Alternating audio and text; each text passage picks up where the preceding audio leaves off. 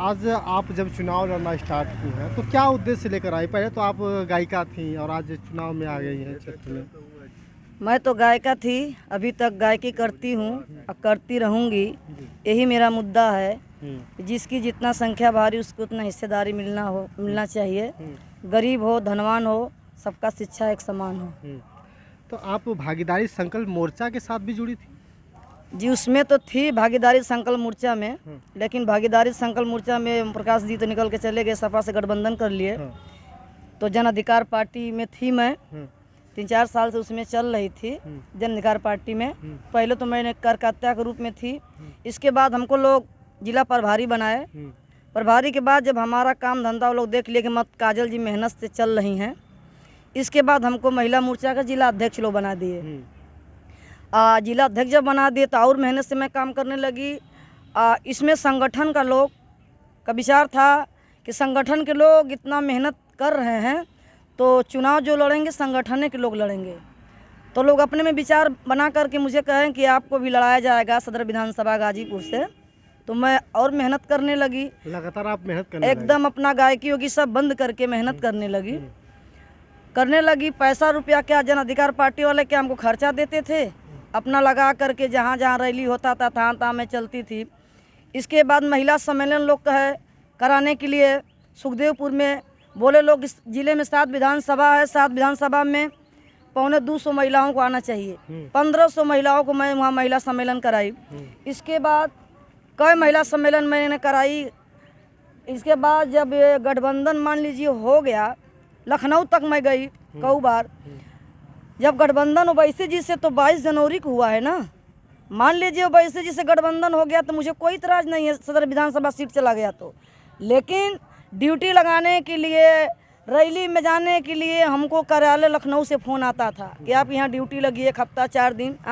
महिला जो पदाधिकारी आती थी करे बाहर से तो ड्यूटी लोग लगाते थे, फ़ोन करते थे। जब इस समझौता में सीट चला गया तो क्या हमारे यहाँ फ़ोन नहीं कर सकते थे वो लोग कि समझौता में सीट चला गया, काजल जी आप नाराज़ न होइए, आप पार्टी में रहिए, हम लोग के संग लगे रहिए, आपको ऊंचा कोई पद दे दिया जाएगा। नहीं आया। हम रमेश निषाद जी को फ़ोन किए कि सर ऐसी सिवा मतलब हमको लड़ना है। हमारे बोलें कि ठीक है हम आपको शाम को बताएंगे। हमसे लोग पूछे कि आपके सदर विधानसभा में आपकी बिरादरी कितना वोट है। मैं बोली सर हमारे सदर विधानसभा गाजीपुर में हमारे बिरादरी का 1.25 लाख वोट है। लोग बोले कि ठीक है आपको हम लोग लड़ाया जाएगा। रमेश निषाद जी कहे कि मैडम जी आपको मैं शाम को खबर दे रहा हूँ। रमेश निषाद जी ने प्रदेश जो अध्यक्ष हैं अभी तक ले हमारे यहाँ फ़ोन नहीं किए। क्या मैं जन अधिकार पार्टी वाला क्या बंधुआ मजदूर थोड़ा हूँ? मैं कलाकार आदमी हूँ। हर पार्टी में मैं गाना गाती थी, बजाती थी, पैसा कमाती थी। लेकिन मैं जब जन अधिकार पार्टी की में आ गई तो सब पार्टियाँ का मैं गाना बजाना बंद कर दी। सिर्फ जन अधिकार पार्टी गाना बजाना? बस जन अधिकार पार्टी में मैं बोलती थी भैया आप लोग का शादी ब्याह रही रहेगा तो मैं प्रोग्राम कर दूंगी, लेकिन प्रचार के माध्यम से नहीं गा सकती क्योंकि मैं किसी पार्टी में जुड़ी हूँ। किस लिए जुड़ी थी कि मान लीजिए हम पार्टी में लगे हैं तो हमारा हक हिस्सा मिलेगा। जब जन अधिकार पार्टी से मुझे हक हिस्सा नहीं मिला, लोग नहीं बताए, मीटिंग हुआ उसमें मैं बोली कि महिलाओं की 50% आबादी है।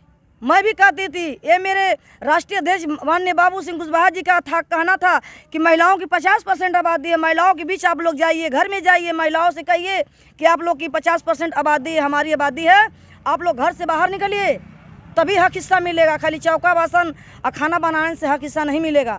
हम लोग क्षेत्र में घूमते थे, जाते थे, महिलाओं से मैं कहती थी कि बहन जी, माता जी, भाभी आप लोग खाली चौका बासन में मत अझुराए रहिए, आप लोग घर से बाहर निकलिए क्योंकि हम लोग की 50% आबादी है। जब तक हम लोग घर से बाहर नहीं निकलेंगे तब तक हम लोग का हक हिस्सा नहीं मिलने वाला है। महिलाओं को मैं जागरूक करी, जोड़ी सबको। इसके बाद मान लीजिए बाबू सिंह कुशवाहा जी ने जब कहे कि हम गरीबों की लड़ाएंगे तो बाबू सिंह कुशवाहा जी के अपने बातों को पलट गए। अगर राष्ट्रीय अध्यक्ष जो बात को पलट गए बाबू सिंह कुशवाहा जी तो मैं भी पलट सकती हूँ। गलत कह रहे हैं तो कहिए आप। जब आप गरीबों का साथ नहीं देंगे तो हम आपका साथ क्यों देंगे? इसका मतलब कि जन अधिकार पार्टी जो है बड़ों लोग की पार्टी है, गरीबों की पार्टी नहीं है। गरीबों को कोई सम्मान उस पार्टी में नहीं है, न महिलाओं की सम्मान है। हम गरीब के लिए लड़ रहे हैं, गरीब के लिए चल रहे हैं। गरीबों के लिए अगर आप मान लीजिए पार्टी में आई हैं और चुनाव भी लड़ रहे हैं तो गरीबों के लिए किस किस उत्थान की बात करेंगी? गरीबों के लिए ये स्थान की बात करूंगी, मैं गरीबों के साथ रहूंगी, चल रही हूँ, चलूंगी, जब तक जीऊंगी। गरीबों की जो सरकार से सुविधा मिलेगी, गरीबों की मैं हक हिस्सा दिलवाऊंगी। जी। अभी आपके सामने बड़े बड़े प्रतिद्वंदी हैं, जैसे देखा सपा भी लड़ रही चुनाव, आपके सामने भाजपा भी चुनाव लड़ रही है, तो उस बीच में आपका कहाँ तक स्थान होता है? स्थान तो हमारा एकदम है और रहेगा जी। मैं चुनाव लड़ूंगी, चुनाव की एकदम तैयारी में है, कोई दिक्कत नहीं है। और जब तक जीऊंगी तब तक सदर विधानसभा को नहीं छोड़ूंगी, मैं चुनाव लड़ूंगी। जब तक जीऊंगी गाजीपुर विधानसभा यानी सदर विधानसभा को नहीं छोड़ूंगी। नहीं, मैं लड़ूंगी। अगर देखा जाए कि आज के क्षेत्र में आप पहले गायिका भी थी जी। तो गायिका के माध्यम से अपने समाज को क्या कहना चाहेंगी जो आपको वोट बैंक बनाना चाहेंगे? गायकी के माध्यम से कहना क्या चाहूँगी, यही कहना चाहूँगी लोग हमको वोट दें, अपना बहुमूल्य वोट दे करके हमको जिताएं। हम उन लोग के साथ कदम से कदम मिलाकर चलूँगी और दिनों रात उन लोग के साथ रहूँगी।